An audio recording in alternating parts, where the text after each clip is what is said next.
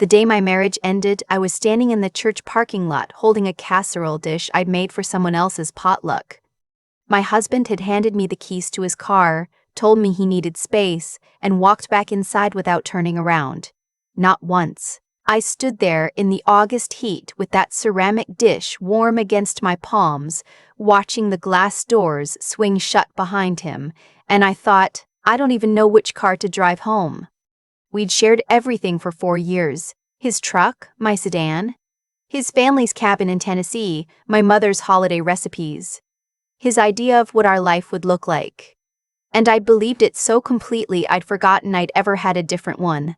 His name was Derek, and he was a deacon's son, and everyone at Cornerstone Fellowship thought we were the kind of couple that made younger people hopeful about marriage.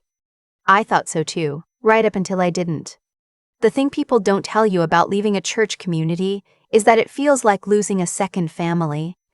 Derek and I had met at Cornerstone. We'd done premarital counseling there. His parents were in the third pew every Sunday. My 2 closest friends from that season of life, the women who'd thrown me a bridal shower and cried at my wedding, were both deeply woven into that congregation. When things started unraveling between Derek and me, I didn't just lose a husband, I lost a whole ecosystem. It started in year 2, quietly. He began making decisions without me. Small ones. First, what to do with our tax return, whether to refinance the car. Then, bigger ones. He told his parents we decided not to have children yet when I'd never said that. I found out at Easter dinner when his mother squeezed my hand and said she understood, the timing just wasn't right. I smiled and said nothing because I didn't know what I was supposed to say. I asked him about it later in the kitchen, keeping my voice careful. He said he hadn't wanted to pressure me. I said I hadn't realized we'd made a decision.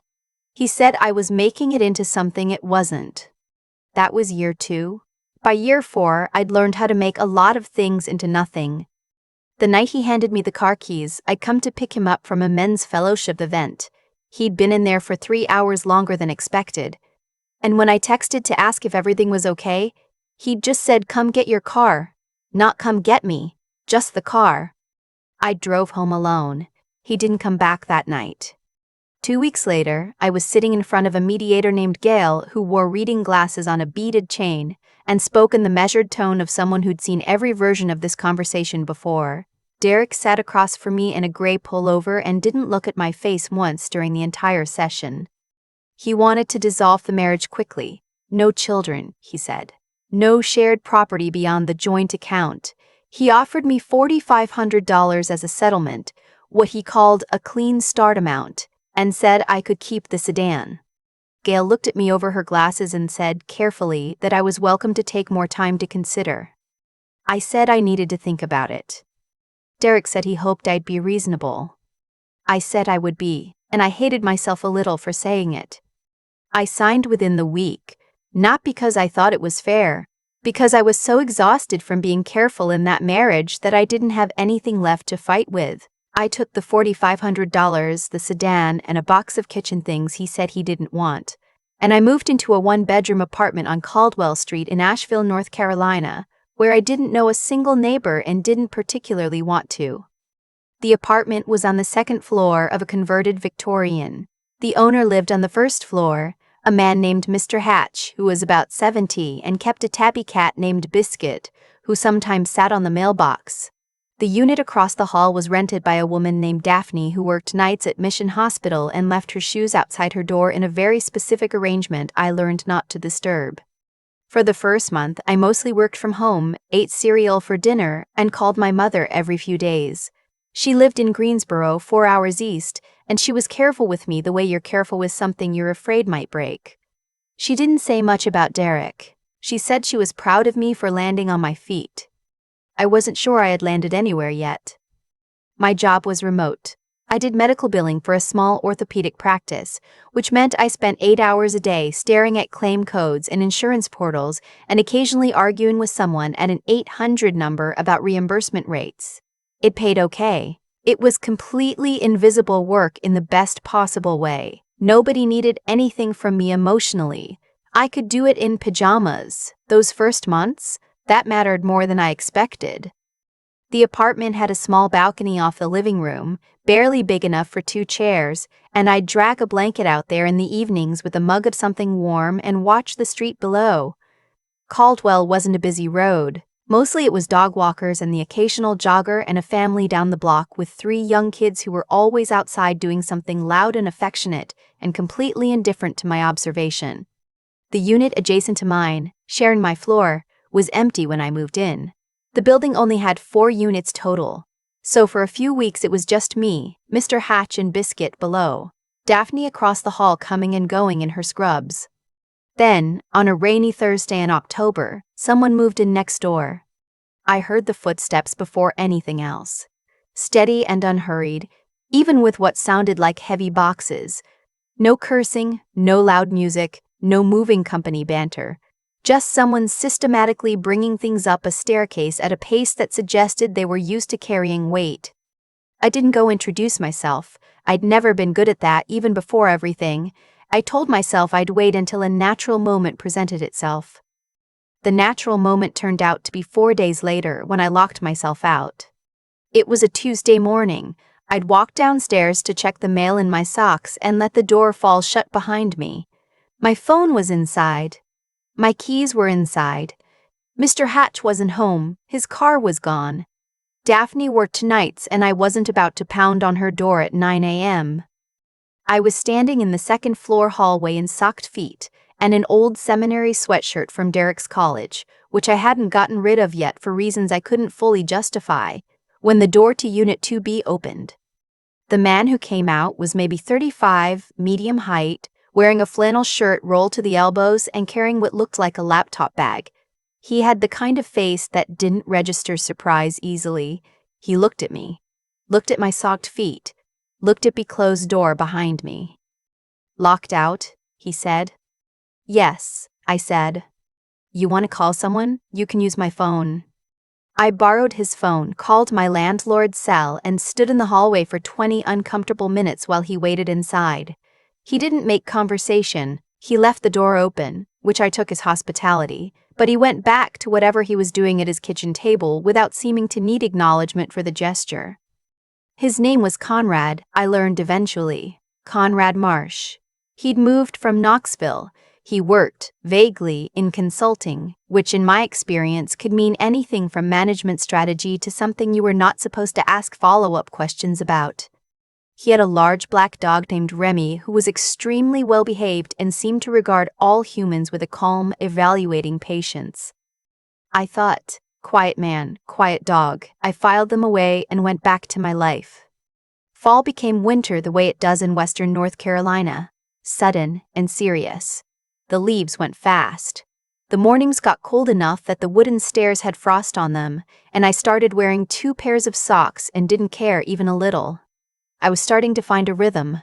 Grocery store on Sundays. Long walk on Wednesday evenings, down to the river and back. Video calls with my mother. Occasional texts with one friend from Cornerstone, a woman named Bethany, who had quietly remained on my side without making a production of it. Conrad and I became the kind of neighbors who nod, who hold the door, who say, "Cold out there," and mean it as a complete conversational transaction. Then in November my car wouldn't start. It was a Wednesday walk day, and the temperature had dropped overnight into the 20s, and the sedan sat there in the parking lot being completely inert. I stood beside it in my coat and exhaled slowly and calculated the cost of a tow truck and concluded that I currently could not afford to calculate that. Battery, probably. Conrad's voice came from behind me. He was standing at the top of the parking lot with Remy, who was sitting with his characteristic patience. Probably, I agreed. He crossed the lot, opened the back of his truck, a dark green Tacoma, older and well-kept, and pulled out jumper cables with the ease of someone who kept them for use, not emergency. He didn't ask. He just started connecting them. "You don't have to," I started. "It's nothing," he said, not dismissively, just factually. The car started. I thanked him. He said it was fine and walked back with Remy at his heel, and I sat in the parking lot for a moment before I drove anywhere, feeling something I couldn't immediately name. Not gratitude exactly. I was used to gratitude. Derek had been generous with certain kinds of help. The public-facing kind. The kind that got noticed at church. This was different. This was a man who'd helped me without an audience and without waiting to be thanked properly. I drove to the grocery store and bought 2 extra coffee pods when I went inside and left them outside Conrad's door with a note that said, "Thanks for the jump. Mel," short for Melody, which is what my mother called me and most other people didn't bother to learn. That evening I heard him leave them on my doorstep with a note in return. "You're welcome. Keep them. I drink dark roast only." I laughed for the first time in what felt like quite a while. December brought a particular kind of loneliness. The holidays made the absence of a life I'd expected feel concrete in a way that ordinary Tuesdays didn't. My mother asked if I'd come to Greensboro for Christmas, and I said yes and meant it, but dreaded it anyway, the way you dread things that are good for you. I was in the stairwell with 2 grocery bags when I missed a step and went down hard on one knee. The bags went everywhere. A can of soup rolled all the way to the first-floor landing, eggs cracked in the carton, a bottle of sparkling water exploded with a noise that brought Mr. Twentak.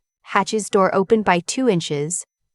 Conrad appeared from the second floor. He picked up the bags. He helped me to standing. He said, "Can you put weight on it?" in the exact tone of someone who knew how to assess things.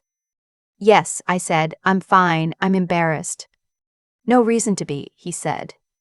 He carried my bags to my door. I was limping slightly, he said without inflection, "You should ice it tonight," and then he went back to his apartment. That was the moment I think I started actually paying attention to him, not because it was romantic, because it was clean. He helped me because I needed help and not because he wanted me to feel that I owed him something. In 4 years of marriage, I had somehow forgotten that this was a possible way for a person to operate. After the holidays, which were fine and exhausting and full of my mother looking at me with worried eyes she thought she was hiding, I came back to Caldwell Street with a clarity I hadn't had before I left. Something about returning to the apartment from somewhere else made me see it differently. It was mine. Small, and not particularly decorated, and mine. I started taking Remy for walks. It was Conrad's idea technically. He had a project that was running long, he said, and Remy needed his midday walk, and would I mind? I said I didn't mind. The first time was awkward in the way that new things are. By the third time was awkward in the way that new things are. By the third time, Remy and I had an understanding. By the second week, I was looking forward to it. Walking a calm, observant dog turns out to be its own kind of meditation. Remy had no agenda. He investigated things at his own pace and didn't require me to perform any particular mood. I talked to him sometimes, quietly, in the way you talk to dogs when you're not ready to say things out loud to people. I told him that I was doing better than I thought I would be. I told him that I didn't miss Derek the way I thought I would, and that I felt guilty about not missing him more. I told him I was scared that I didn't know what I was supposed to want anymore. Remy regarded a fire hydrant with serious attention. "Yeah," I said, "me too." Conrad started leaving things, small things. A bag of oranges outside my door with a note that said tree in front of my parents' house went crazy this year. A library book he thought I might like, based on something I'd mentioned once about liking true crime podcasts. Once, on a Saturday when I'd mentioned offhand that I was dreading making dinner, a container of chili appeared, covered in foil, with a note that just said made too much. I started to understand that this was simply how he operated. Not performance, just steadiness. I also started noticing things I hadn't noticed. He left his apartment at the same time each morning, dressed in nondescript clothes that always looked slightly too well made for what they were. He took calls sometimes on the balcony in a low voice. He received packages with company names I didn't recognize. He was clearly working on something that required focus and discretion, but he never talked about it directly. I thought about asking. I didn't ask. Then one evening in February he knocked on my door and said he owed me an explanation. I opened the door wider. "You don't owe me anything." "I know," he said, "but I'd like to give you one anyway." He told me that he worked in private security consulting, not the bodyguard kind, though he'd done that early on. The kind where corporations or high-profile individuals hired him to assess risk, identify vulnerabilities, and occasionally facilitate quiet resolutions to sensitive situations. He had 4 employees. His clients were confidential. his income was, and he said this the same way someone might say it's going to rain tomorrow. Substantial. I said, okay. He said, I'm telling you because you should know who you're spending time with. I said, I appreciate that. He nodded and went back to his apartment. I closed my door and stood in the kitchen for a while, processing. A week later, I realized I hadn't thought about Derek once in 11 days. Spring in Asheville is something people move there for, and I understood it for the first time that year.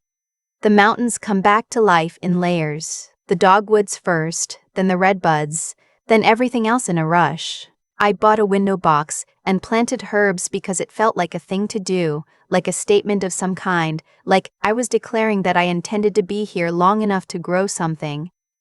Conrad helped me hang the window box brackets. He used a level which I found charming and funny, and he said something like, do it right or do it twice, and I said that sounded like something someone's grandfather said, and he said it was, in fact, something his grandfather had said, and he said it was, in fact, something his grandfather had said. That was when I realized we'd started talking. Actually talking, not just transacting. He told me about growing up in East Tennessee, about his grandfather's farm, about going into the Marines at 22 and what it had and hadn't prepared him for. I told him about Greensboro, about my parents' divorce when I was 12, about studying music education in college, and then spending years in a life that had nothing to do with music. What happened to it, he asked. The music. I don't know, I said. I put it down when I got married, and I guess I forgot to pick it back up. He looked at me like he was filing something away. 2 weeks later, a second-hand guitar appeared outside my door. The note said, found this at an estate sale. Thought you might know what to do with it. I sat on the balcony for 2 hours that evening just holding it. Derek reached out in April. A text, which I read 3 times before I understood what he was asking. He had heard, through someone at Cornerstone, that I'd landed somewhere. He hoped I was well. He wondered if we could meet for coffee, just to talk, just to have some closure. I sat with the text for 2 days. Then Conrad, who didn't know about the text, made me coffee on a Sunday morning when I came over to take Remy out, and he sat at the kitchen table across from me and asked how I was doing, and I said I'd gotten a text from my ex-husband, and he said, what do you want to do about it? Not what should you do, not here's what I think you should do, what do you want? I said, I don't think I want to meet him. Okay, Conrad said. I think I just want to close that chapter. That's allowed, he said. I texted Derek back and said I appreciated him reaching out and that I thought I was okay with closure being something that happened on my own. He didn't respond. I waited to feel something. What I felt was mostly relief and then hunger, because it was 9 a.m. and I hadn't eaten breakfast.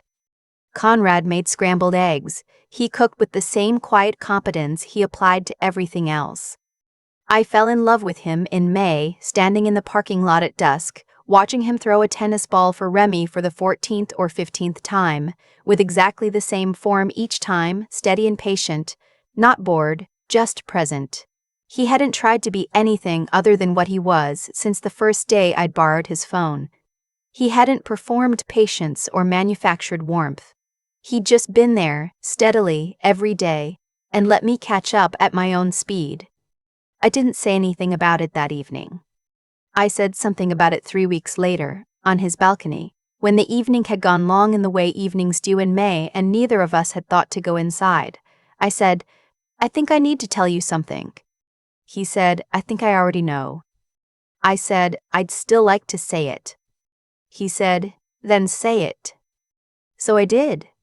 What I didn't expect was what happened next, not with Conrad.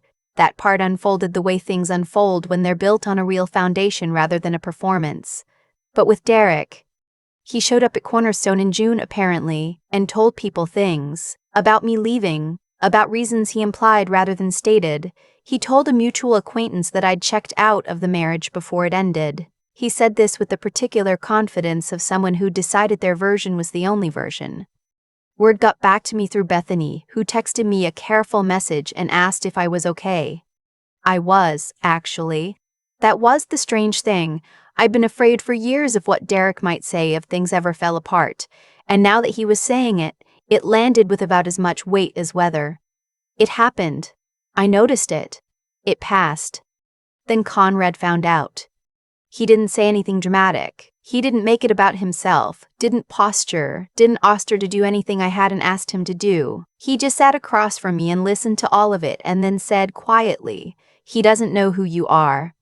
I said, "No." He said, "I do." And then, and I want to tell this part carefully because it matters, Derek, apparently, came to Caldwell Street. He'd gotten the address somehow. He rang the downstairs buzzer. He wanted to talk. He was, I could hear even through the intercom, performing calm in a way I recognized deeply from 4 years of living with it. Conrad was in my apartment at the time. He looked at me. He didn't say, "Do you want me to handle this?" He said, "What do you want to do?" I said, "I'll go down." He said, "I'll come with you." We went downstairs. Derek was standing on the front porch in a jacket he bought last year, and an expression I knew, the one that meant he'd rehearsed the conversation and expected me to follow the script. He looked at Conrad, then back at me. He started to say something about wanting to have a real conversation, something about things he'd been reflecting on, something that had the shape of an apology without the substance of one. Conrad didn't say a word. He didn't have to. He simply stood beside me with the particular stillness of someone who has been in much more difficult rooms than a Victorian front porch in Asheville, and Derek, who had spent 4 years making me feel small by implication, ran out of sentences. There was a silence. Derek said he'd reach out again when I was ready to talk without, and he paused here, without an audience.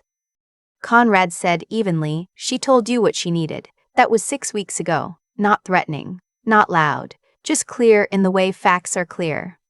Derek left. I stood on the porch for a minute after the car pulled away. Conrad was quiet beside me. "You okay?" he said.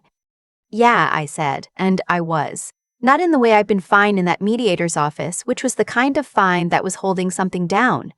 Actually okay. Settled in a way that felt like something I'd worked for. What I know now, that I couldn't have articulated 3 years ago. The version of myself I set down when I got married wasn't lost. She was waiting, the way things wait when they're put somewhere safe and forgotten. The music was still there when I picked up the guitar. The confidence was still there when I stopped needing someone else to tell me it was. The sense of what I deserved, not the passive hope of it, but the actual working knowledge, came back when I stopped being afraid of what losing Derek's version of our life would cost me. I play guitar now on Sunday evenings. Not well, getting better. Remy is technically still Conrad's dog, but he makes his own determination about whose apartment he's in on any given evening, and nobody corrects him.